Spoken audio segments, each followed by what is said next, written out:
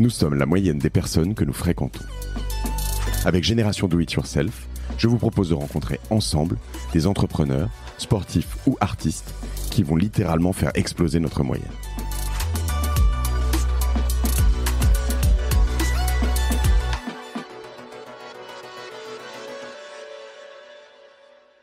Co-CEO, c'est une partie de la réponse. Pourquoi ? Co-CEO, pourquoi on a été co-CEO et quel est l'avantage d'être co-CEO ? Romain, aujourd'hui, chez nous, il gère tech, produit, RH. Moi, je gère tout le reste, d'accord ? Donc, finance, juridique et évidemment toute la partie business du début à la fin. Le fait de travailler ensemble, main dans la main, vas-y. Ah, mais non, mais ouais. Pourquoi pas COO alors ? Pourquoi pas CEO pour Romain ? Pour moi ? Pourquoi ? Je sais pas. Pourquoi en fait Et pourquoi ? Alors, je vais te retourner à la question. Quel est le désavantage à être co-CEO ? Quel est le désavantage ? Je pense que quand ça se passe mal, il y a un ownership qui est difficile, qui est en fait à un moment, bon alors même quand t'as tes périmètres qui sont bien, ben en fait quand ça se passe bien c'est ok, quand ça se passe mal, tu as dit tout à l'heure, tu vois, tu parlais de cette ownership, donc cette responsabilité finalement, bah t'as quelqu'un qui est tout en haut et c'est pour sa gueule en fait, tu vois. Et moi j'aime. Mais c'est peut-être juste tu vois, un héritage de napoléonien ou même d'avant, tu vois, où t'as de César, de plein de choses, mais ben t'as un boss, tu perds une guerre, et ben c'est lui qui a perdu à la fin. Bon, alors il y a eu quelques dommages collatéraux au passage, mais tu vois, et donc pour moi c'est une question d'ownership. Ouais. Alors donc première chose.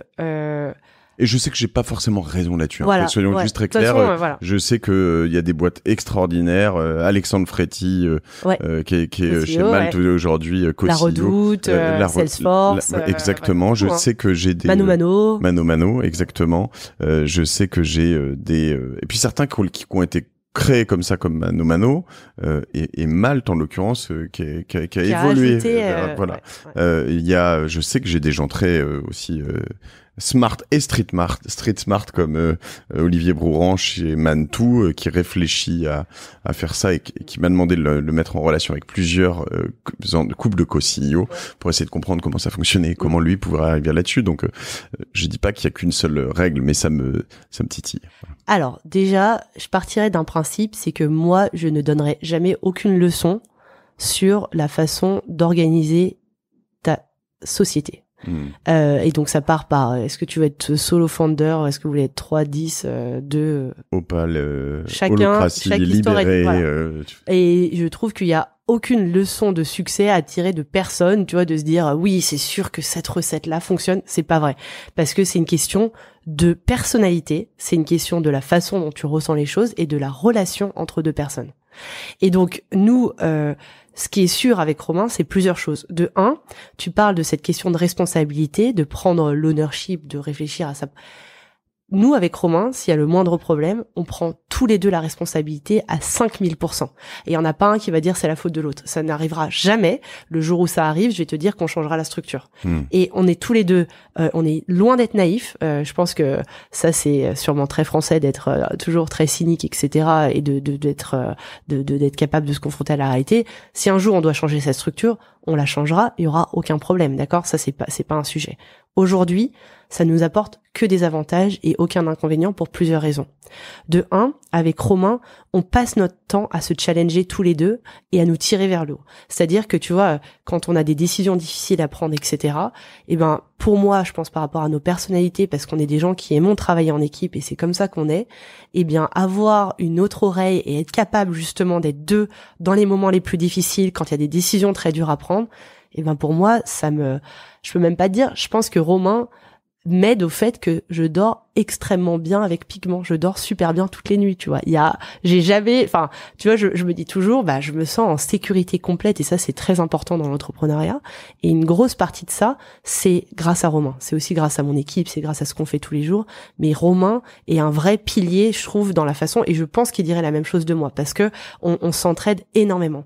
Le deuxième énorme avantage pour nous, c'est que finalement, ça nous donne une capacité de représentation maximale. Parce que tu vois, on a beaucoup de gros clients, on a beaucoup de gros partenaires, etc. Et être capable de démultiplier nos efforts et de se dire, tu vois, si moi je suis pas là, je suis aux États-Unis et on a un très gros client à Paris, et ben Romain peut le rencontrer et les gens rencontrent le co-CEO et ça a une force énorme, surtout dans un tu vois, dans un domaine comme le nôtre. Je pense que c'est pareil chez Salesforce.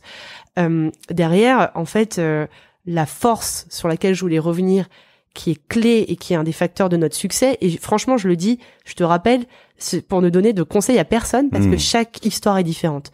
Mais nous, ce qui est un facteur de clé du succès, c'est que cette proximité de co-CEO fait qu'avec Romain, on se parle plusieurs fois par jour, très tard le soir, très tôt le matin, tout le temps, on s'appelle tout le temps, on est tout le temps connectés, et ça fait qu'on est extrêmement au courant l'un et l'autre des problèmes d'un point de vue commercial ou d'un point de vue produit, et ce qui fait que nos équipes ont une empathie phénoménale l'une pour l'autre et se parlent en continu. Et ils ressentent que c'est la chose la plus importante chez Pigment, c'est que si demain les ingénieurs arrêtent d'écouter le client, eh ben on part à la casse. Et donc c'est quelque chose qu'on a vraiment réussi, je trouve très très bien, de par le recrutement des gens, comme je te le disais, parce que nos ingénieurs sont extrêmement expérimentés, comprennent ça, et on a une équipe vraiment d'un niveau fabuleux, mais aussi parce que on a cette proximité qui fait que les gens comprennent que toute la feuille de route doit être apportée parce que tu vois la majorité de nos clients nous demandent. Très clair.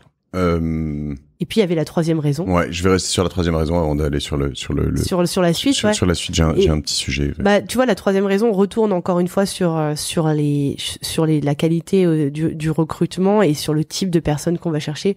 Moi, je trouve qu'on a été aussi assez bon à aller chercher des gens qui comprennent ce qu'on fait va plus loin, que c'est pas on n'est pas en train de créer un, tu vois, c'est pas un logiciel de données, ce qu'on fait, ça va beaucoup plus loin. Et en fait, on est vraiment allé chercher, je pense, des gens qui comprenaient que le sujet qu'on traite, enfin, tu vois, la vision de Pigment, ça, c'est une résolution de problème qui est très très large.